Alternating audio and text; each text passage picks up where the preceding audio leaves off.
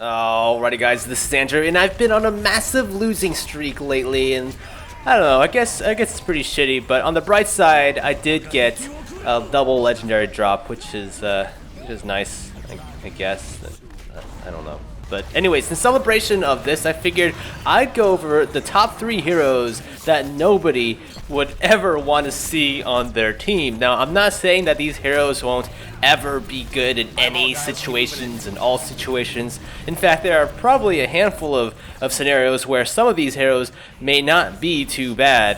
Heck, I bet you with some tweaking here and there, I'm sure Blizzard can make something out of them eventually, but I don't know. For now, I think we can all agree that there are certain heroes, some heroes in the Overwatch roster that you would just let out this collective sigh whenever you see them being picked. Anyways, the first one I want to get out there is Widowmaker. Now, she used to be this fearsome killer back in the early days of Overwatch, not like lore-wise, but like when Overwatch was first released. But since the nerfs to her scope in and out animation, she's been hit really hard in the pick rates on even pro-level play, right? But the truth is, we aren't pros, most of us aren't pros, I'm not a pro, and the majority of us, you know, we are still seeing Widowmakers being picked in our games, and, you know, I don't know about you guys, but I get a little antsy whenever I see a Widowmaker. Not because Widow is necessarily a bad hero, you know, it's not just that she's clunky now, it's more on the side that 95% of the time in just like solo queue, pub play, even in competitive play, the person playing Widowmaker may not necessarily have the aim required to play that character, you know, myself included. I have my good days and bad days, though I'll admit I have way more bad days than I do good, and she gets hard countered by most of the tanks with shields. Looking at Reinhardt, Winston, even Zarya to a degree, they can all protect their squishier teammates from getting picked.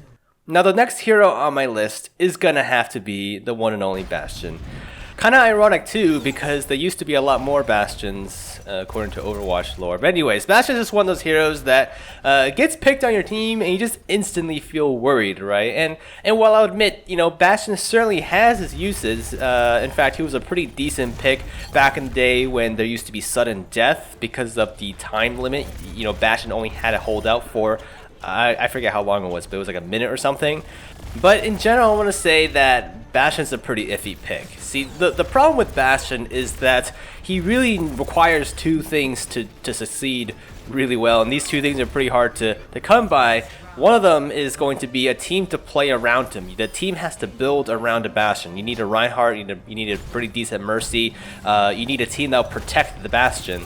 And 2 is Bastion can't die ever. See, the moment that Bastion loses the positioning, the enemy team will get a massive incentive to push, and it becomes increasingly difficult to find a spot to properly set up and counter that sort of momentum. A prime example of this would be something like a hybrid map where Bastion is picked for the point capture section, but gets killed and kind of struggles to regain proper positioning. That happens to me all the time. So Bastion's countered pretty heavily by the popular picks of today as well. I mean, Genji and Tracer are the ones that come to my mind, but tanks like Diva, Reinhardt, they can protect their team long enough for their flankers to kind of get around the Bastion and just kill him. That being said though, every once in a while I have games where it just falls into place magically, and our Bastion does actually quite well, but I want to say those situations are more far and few in between.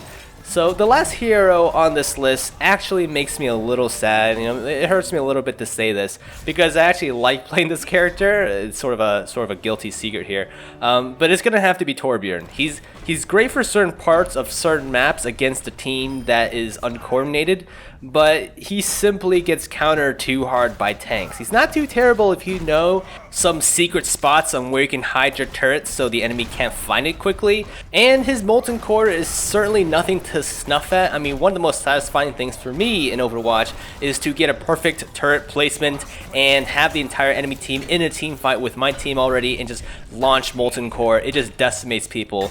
But the thing is once the enemy catches on to where your turret is and they focus it down, Torbjorn suddenly becomes very, very useless. He's pretty terrible against Pharah and Hanzo. I mean, unless you have a Reinhardt covering your turret, but at that point, it's like, why would you want to dedicate an entire hero, a core hero, just to defend a turret. You know, he's also pretty bad in maps with a lot of flanking routes. And he kind of runs into a similar problem as with Bastion. He requires a certain level of positioning and setup time, and he's stationary, or at least his turret is, right? And so, while he doesn't have this problem nearly as bad as Bastion, I want to say, like, once the enemy team is aggressive, tanky, and has momentum, and your turret is just getting taken out really, really quickly, it becomes quite difficult to play Torbjorn. Things really fall apart for Torbjorn on King of the Hill, simply because there's obviously no preparation time, right? He kind of has to build his turret in the middle of a fight, and if anyone ever, has played Torbjorn on King of the Hill, you guys would know that your turret will get focused down starting at level 1. So his effectiveness is just, I mean, sadly, right, best suited for choke point, capture point style maps, time to prepare, your whole team's there, all that stuff. I don't know. With Torbjorn, I feel like he's less of a terrible pick and more of like a niche pick that often gets picked in situations that are not his niche and people don't know when to switch off. So that is my list of heroes that nobody ever really wants to see on their team. Obviously, I left out some more heroes that maybe you guys don't want to see on your team. If I did leave out a certain hero that you absolutely hated, let me know down in the comments. I would love to hear your thoughts. And if you enjoyed this video, give it a thumbs up. And until next time, guys, I'll see you around.